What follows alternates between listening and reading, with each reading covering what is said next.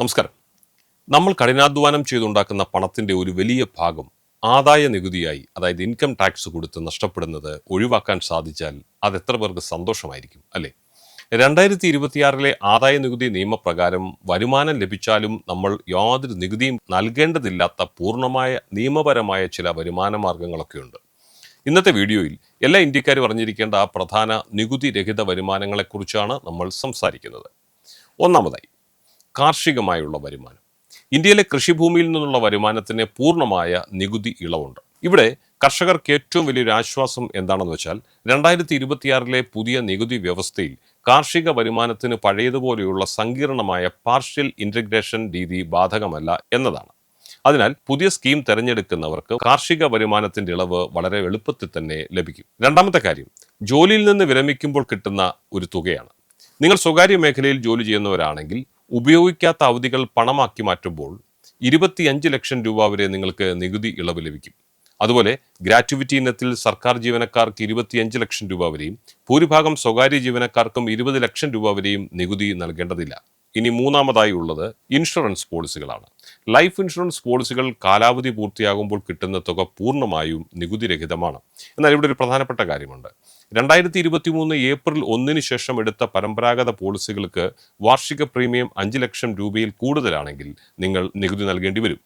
പോളിസികൾക്കാണെങ്കിൽ ഈ പരിധി 2.5 ലക്ഷം രൂപയാണ്. എന്നാൽ ഒരു വ്യക്തി മരണപ്പെട്ടാൽ അയാളുടെ നോമിനിക്ക് കിട്ടുന്ന ഇൻഷുറൻസ് തുകയ്ക്ക്, ഡെത്ത് ബെനിഫിറ്റിന് ഈ പരിധികളൊന്നുമില്ല. അത് 100% നികുതി മുക്തമാണ്.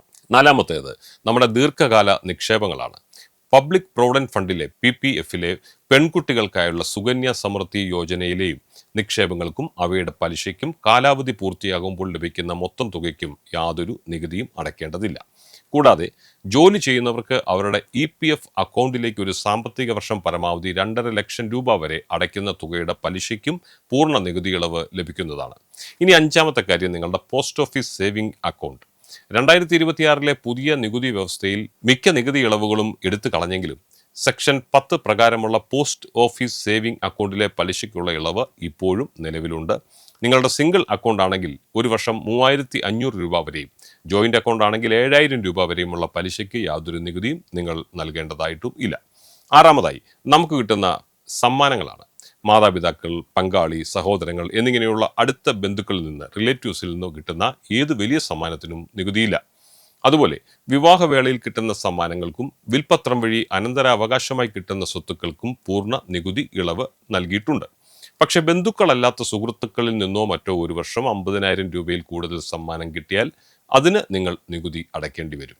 അവസാനമായി പറഞ്ഞാൽ, പുതിയ നികുതി വ്യവസ്ഥയിൽ ഒരു വ്യക്തിയുടെ മൊത്തം വരുമാനം 12 ലക്ഷം രൂപയിൽ കവിയുന്നില്ലെങ്കിൽ സെക്ഷൻ 157 പ്രകാരം ലഭിക്കുന്ന 60,000 രൂപയുടെ സ്പെഷ്യൽ റിബേറ്റ് കാരണം അയാൾക്ക് 1 രൂപ പോലും നികുതി അടയ്ക്കേണ്ടി വരില്ല. ഇതിനോടൊപ്പം ശമ്പളക്കാർക്ക് ലഭിക്കുന്ന 75,000 രൂപയുടെ സ്റ്റാൻഡേർഡ് ഡിഡക്ഷൻ കൂടി ചേരുമ്പോൾ ഒരു ശമ്പളക്കാരന് ഒരു സാമ്പത്തിക വർഷം 12.75 ലക്ഷം രൂപ വരെ യാതൊരുവിധ നികുതിയുമില്ലാതെ തന്നെ സമ്പാദിക്കാൻ സാധിക്കും.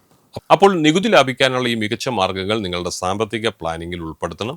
ഈ അറിവുകൾ നിങ്ങൾക്ക് ഉപകാരപ്പെട്ടെങ്കിൽ വീഡിയോ ലൈക്ക് ചെയ്ത് മറ്റുള്ളവരിലേക്കും ഷെയർ ചെയ്ത് നൽകുക. നിങ്ങളുടെ കമന്റുകൾ താഴെ രേഖപ്പെടുത്താം. കൂടുതൽ സാമ്പത്തിക വിവരങ്ങൾക്കും മറ്റു വീഡിയോകൾക്കുമായി ഈ ചാനൽ ഇപ്പോൾ തന്നെ സബ്സ്ക്രൈബ് ചെയ്യണം.